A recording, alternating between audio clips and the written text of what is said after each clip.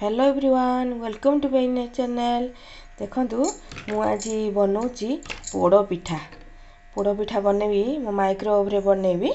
देखंतु मु एठी बिरी चाउल को बाटी देकी रखिछि। एको पानिया की अति पानिया की बेसी बहलिया करिवेनी एमती रखिछि। मु एठी गोटे कप चाउल रे 1.5 कप बिरी नेछि। ये मो बेकिंग पाउडर 2 चम्मच दूची याको आम भल भाव फेंटी दबा। तापरे ये मु चीनी 1 कप नहीं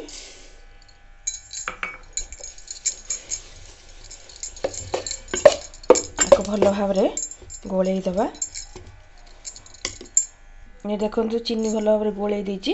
ये गोटे नड़िया नहीं आधर पकई दूची। आठी मु काजू किछि काटिक रखी ताकू पकई दूची भल भाव गोल दबा।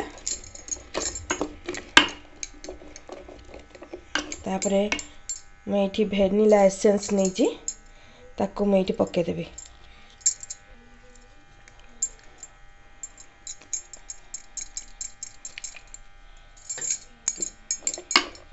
भल भाव गोल दबा। ये देखंतु माइक्रोवेव रे गोटे डब्बा एमती नहीं ये किछि तेल दे दबा। तेल मुझे किछि दे देछि सब आड़े लागिबो सेमती टिके हल्लै दबा। तापर याकू एमती ढालिबा।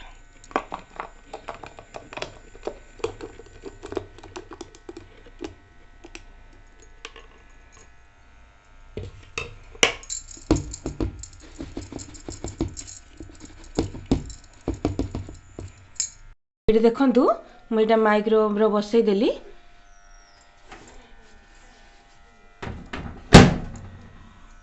एडी मो माइक्रोवेव रो 10-12 मिनट दे देली।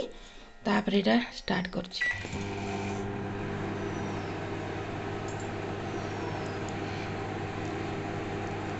ये जो पिठाटा पोड़ पिठाटा हो सारा पर मु आपन देखेबी केमिति हैला।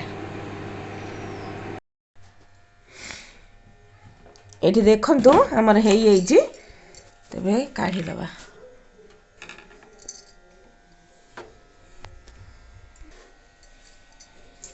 एमिति घरे बनातु बहुत टेस्ट लागियो। एटा पूरा सिझी भी जाइछि पाखर साइड रू भी पूरा बाहरी जाइछि। देखंतु बढ़िया लागे एटा टेस्ट लागे। थ्रे नड़िया काजू सब काटला माने एमिति बाहरिबो ता भीतर सब अछि। आउ मो चैनल को टिके सब्सक्राइब करिया को भूलिबेनी। आ केमिति लागिला कमेंट बॉक्स रे कमेंट भी करिवे। Thank you.